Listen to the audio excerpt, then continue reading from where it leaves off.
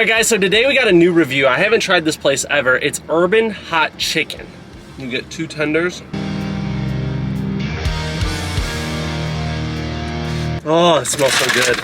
I got mild on the spice because I'm a little sissy boy. Sweet potato fries. Could use a little bit of seasoning.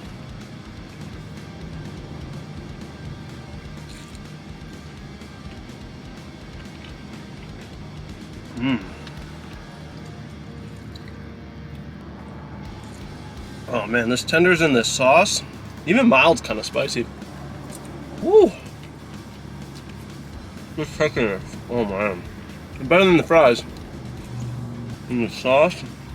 I give the chicken sauce combo a 9.2. The garlic bread. The bread is really good too.